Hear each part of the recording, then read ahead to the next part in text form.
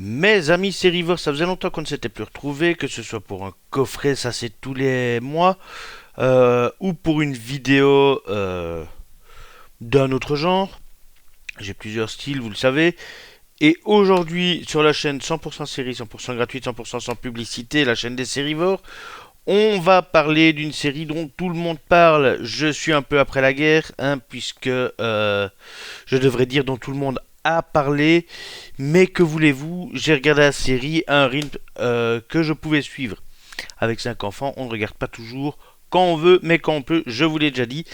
Cette série, vous l'avez vu dans le titre, c'est One Piece. Alors que dire, première chose, euh, j'ai pas suivi l'animé, j'ai vu quelques épisodes. Je pense n'avoir jamais lu aucune page du manga. Je suis amateur de manga, c'est pas le problème. Mais là, j'avoue que je n'ai pas lu le manga. J'ai à peine vu la série. J'ai vu récemment des images sortir disant que le personnage principal, donc Luffy, avait atteint ce qu'ils appellent le Gear 5. Je n'ai aucune idée de ce à quoi ça correspond. Si ce n'est que les visuels que ça donne sont assez beaux à voir. Je me demande comment ils vont implémenter ça dans la série. D'ailleurs, si on va jusque-là. La deuxième saison s'annonce, mais avec la grève des scénaristes et plus récemment des acteurs qui ont rejoint le mouvement, ça va être compliqué de savoir quand elle va sortir. On espère pas trop tard. Mais finalement, que retenir de cette série? On n'oublie pas, c'est une adaptation d'un animé, d'un manga. Je ne sais pas d'ailleurs s'ils ont adapté la version animée ou s'ils ont adapté plutôt la version papier. Je pense qu'ils ont adapté la version animée. Honnêtement, parce que au niveau des visuels, on ressent ce côté dessin animé asiatique sans que ça ne gâche le plaisir. Parce que oui, c'est un véritable plaisir de regarder cette série. J'ai vu Death Note, j'ai vu Dragon Ball Evolution, j'ai vu Bleach, j'ai vu Full Metal Alchemist, j'ai même vu Ken le Survivant, mais ça c'est plus vieux. Des animés adaptés en film, donc avec des vrais acteurs, j'en ai vu pas mal. Et ça pique fort.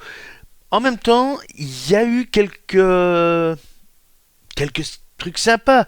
Bleach, pour moi, tout n'est pas acheté. Alors les grands fans de la série manga vont me dire ah si c'est de la merde. Hein, j'ai déjà eu la remarque. Moi, j'ai trouvé qu'il manquait certains trucs, certes, mais que dans l'ensemble, ça se laissait regarder. Euh, Full Metal Alchemist, j'ai un peu ce même avis. Bon, Armstrong, pour ceux qui connaissent l'animé, il est risible quand on le voit en acteur de chair de sang. Mais mis à part ça, ça se laisse regarder. Bien que le premier épisode soit un peu exagéré, puisque c'est en 3 épisodes. Et puis on arrive à cette série. Cette série est faite, je pense, par des gens, enfin, alléluia, par des gens qui ont compris ce que c'est un animé, qui ont compris la différence entre faire un film ou une série avec des vrais acteurs et quelque chose en animation, qui ont compris le propos de ce qu'ils adaptent. Et on a des acteurs qui s'éclatent. Je ne connais pas les noms des acteurs, j'ai pas été recherché, j'avoue. Mais l'acteur qui joue Luffy, on sent qu'il s'éclate vraiment. Et quand il s'énerve, il ferait presque peur, mais dans le bon sens du terme, dans le très bon sens du terme. On a un équipage très hétéroclite, alors j'ai été revoir, puisque j'ai pas regardé beaucoup l'animé ou le manga, j'ai été voir un peu sur internet des comparaisons entre ce qu'on voit dans la série et ce qu'on voit dans l'animé justement, et force est de constater que c'est tout à fait correct. Alors je préviens, je ne vais pas spoiler la série, je vous invite vraiment à la regarder, ça vaut le coup. C'est 8 épisodes d'un peu moins d'une heure. Ça vaut vraiment le coup de se pencher sur cette série. Donc je ne vais rien spoiler, je vais juste donner un avis général. Bref, donc je disais, on a des personnages qui s'éclatent et qui rentrent bien dans leur rôle. Alors j'ai lu ça et là que certains caractères étaient un peu changés. J'ai vu, je crois que c'est hier soir, j'ai vu qu'il y avait un arc assez court qui avait été supprimé histoire d'offrir un spectacle un peu plus intéressant aux spectateurs et d'arriver au 8e épisode avec une fin de saison correcte. Mais quand je regarde les reviews, tout le monde est positif et je comprends pourquoi. On sait qu'on va tomber dans une bonne série, dans une bonne adaptation, dès le deuxième pirate rencontré. Le premier, c'est une femme qui, dans l'animé, est énorme. Dans la série, ils ne sont pas tombés dans le piège de vouloir la faire trop grosse. C'est une femme certes en surpoids, mais ça reste plus correct que dans l'animé. Mais là où ça devient intéressant, c'est le deuxième, parce que le deuxième, si vous regardez cette vidéo, j'espère que vous connaissez un peu au moins l'animé. Il a aussi mangé un fruit du démon, il a aussi un pouvoir spécifique, et si Luffy peut s'étirer comme du caoutchouc, ce personnage-là, c'est Baggy le clown, qui, quant à lui, peut détacher les membres de son corps sans que ça ne lui cause aucun dommage. Et oui, on a exactement la même chose que dans l'animé, parce que ça, pour le coup, je l'avais vu.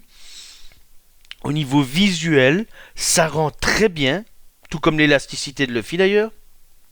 Ça fait pas factice. Ok, on ne voit pas quand il se découpe le tronc ou le bras, on ne voit pas des membres sanguinolents, mais on voit pas ça non plus dans l'animé. Et le but n'est pas d'être gore avec ce pouvoir. Et donc, le manga, l'animé et la série utilisent exactement la même technique, c'est-à-dire que là où ça se découpe, il y a de la peau, tout simplement. Je veux dire qu'il se forme pour que ce ne soit pas dégoûtant. Et c'est une bonne idée. Au-delà de ça, que dire? Pardonnez-moi. Les différents protagonistes. Alors, on a bien entendu Luffy et sa version enfant. La version enfant, je trouve, est très convaincante. Je trouve vraiment que le jeune acteur qui joue Luffy enfant est convaincant dans son rôle et donne vraiment cette impression que oui, on a un Luffy jeune. Nami un peu moins. Si la gamine n'était pas rousse, je sais pas, il y a un truc qui me gêne avec l'actrice. Elle joue très bien, mais c'est au niveau physique, visuel que j'ai du mal à accrocher ce personnage-là. Après, elle joue, comme je viens de le dire, elle joue bien, il n'y a pas de souci.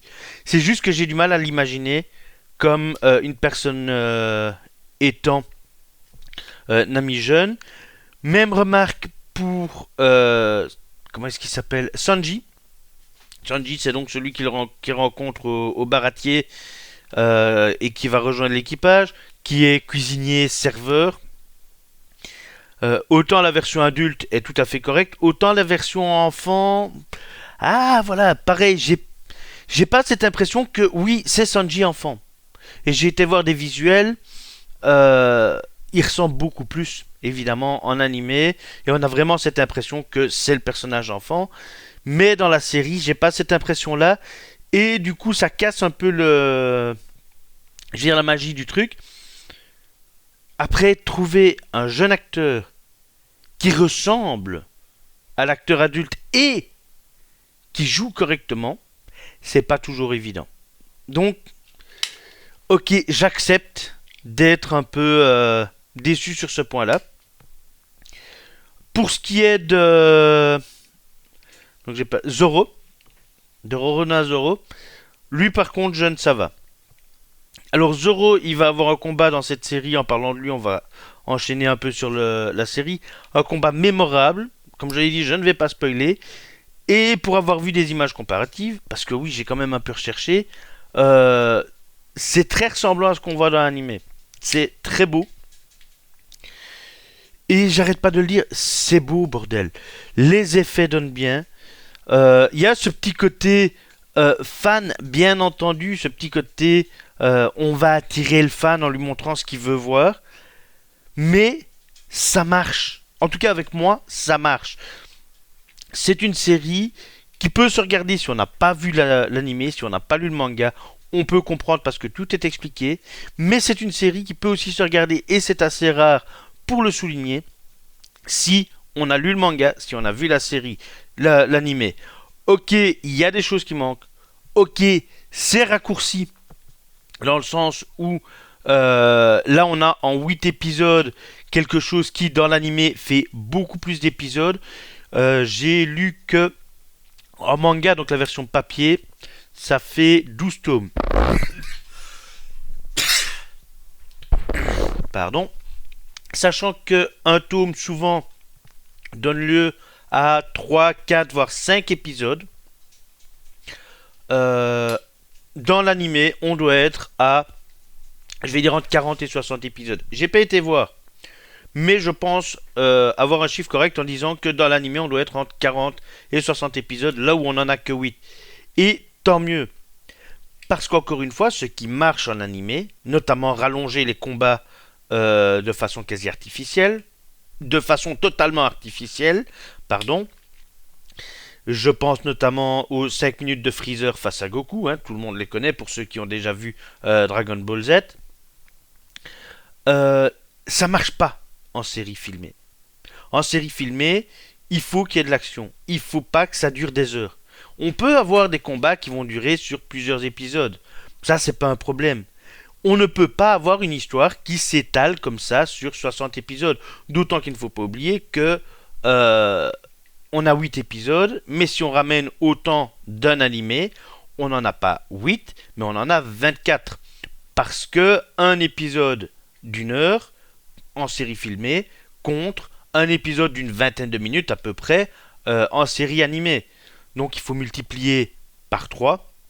Et donc 8, ça fait 24. On arrive plus ou moins à la moitié. Ce qui est déjà mieux si on sait qu'on a enlevé un arc du truc aussi. Ben, voilà. Mais il n'y a pas de pause dans cette série. Il n'y a pas de pause. Ils rencontrent les personnages rapidement sans que ça ne fasse on va les jeter dans la série et ils se démerderont avec. Pour le peu de scènes que je connaissais de l'animé, j'ai retrouvé vraiment ce côté dans la série. Les personnages atypiques, ils sont nombreux, bien entendu. C'est une des marques de fabrique, je dirais, de ce manga. Les personnages atypiques sont très correctement représentés. Je pense évidemment à Baggy, le clown. Je pense aussi à Arlang. Je pense au corsaire dont le nom m'échappe malheureusement avec son énorme épée. Shanks, évidemment, lui il est plus normal visuellement, mais l'acteur qui joue le rôle est tout à fait correct. Le cuisinier, encore une fois, je crois que c'est Zef qui l'appelle. J'ai pas retenu tous les noms. J'ai regardé le dernier épisode de la saison hier soir. Et le principe de HO, c'est de ne pas prendre le temps de réfléchir des jours à ce que je vais dire. C'est de réagir vraiment de façon à cœur, je vais dire, de façon directe. Donc, le cuisinier, là où ils ont un peu édulcoré, mais bon, c'est difficile de faire ce qu'on avait dans le manga et dans l'animé parce que pour le coup ils ont des visages et des coiffures qui ne seraient pas passés en animé et c'est encore une fois là qu'on voit le génie de ceux qui ont fait cette série, c'est qu'ils ont su où il fallait s'arrêter. C'est les deux cadets, hein, le fils à papa et l'ami de Luffy qui sont cadets dans la marine. Oui, ils sont tout à fait corrects. Alors ok, ils sont pas aussi exaspérant que dans l'animé, mais ça serait pas passé. Encore une fois, c'est là qu'ils ont fait vraiment un travail intéressant sur les personnages, c'est qu'ils ont limité le côté, comment dire ça, ben le côté je veux faire un animé avec des vrais acteurs, tout simplement. On a un personnage un peu bizarre qui fait partie de la marine, qui a des espèces de petites oreilles rondes et des moustaches. Ça passe. Ok, on dirait vaguement qu'il a un serre-tête avec des oreilles rondes. C'est l'impression que ça m'a donné au premier regard, mais une fois passé ce premier regard, je trouve que ça passe sans problème. Et il y en a beaucoup qui essayent de deviner à quoi vont ressembler certains personnages, mais quand je vois ici ce qu'ils ont fait, Je n'ai aucune crainte pour l'avenir. Et j'attends la deuxième saison avec impatience. Donc en résumé, parce qu'un HO ça doit pas être trop long non plus, c'est pas une analyse complète de la série. En résumé, on a des personnages très intéressants. Je n'ai pas parlé volontairement du dernier larron de l'équipage, Moussop, je crois. Parce que c'est un comic relief, mais je crois que dans le manga et dans l'anime c'est pareil, et qu'il est moins intéressant. Mais mis à part lui, dont j'espère quand même qu'il aura un moment de gloire, l'équipage du chapeau de paille, donc du bateau, est génial. Nami, Zoro, j'y arriverai. Luffy, évidemment, le capitaine, et même Usopp, ils forment une équipe géniale. Le bateau est super bien représenté. Et les différents personnages qui sont rencontrés sont tout à fait crédibles. Les pouvoirs qui sont montrés, les déformations qui sont montrées. On sent qu'on est dans un monde fantasmé, avec des trucs qui peuvent pas exister, mais on n'a pas une impression de faux. On rentre vraiment dans l'univers. Et c'est ça l'important. Donc si je peux adresser un message qui ne sera jamais entendu aux gens qui créent des séries et qui se disent ah on va adapter un animé que tout le monde aime bien. Regardez One Piece. Regardez l'animé, lisez le manga et puis regardez la série. Ça, c'est comment il faut faire. Ensuite, regardez Death Note ou Dragon Ball Evolution. Pareil, lisez, regardez l'animé et puis regardez ce qu'on en a fait en film. Ça, c'est ce qu'il ne faut absolument pas reproduire. Il faut comprendre l'univers que vous adaptez. C'est le plus important. Pour les autres, pour ceux qui regardent cette vidéo, qui a duré beaucoup trop longtemps, je vous invite vraiment à regarder cette série. Du rire, un peu de larmes, beaucoup d'action et une histoire magnifiquement racontée. Je crois que tout est dit. One Piece, c'est de la balle. Foncez, vous ne serez pas déçus. Que vous ayez regardé ou non l'animé, que vous ayez lu ou non le manga, vous pouvez regarder sans crainte. Vous ne serez pas perdu et vous allez kiffer. Sur ce, mes sérivores, je vous laisse et je vous dis à la prochaine.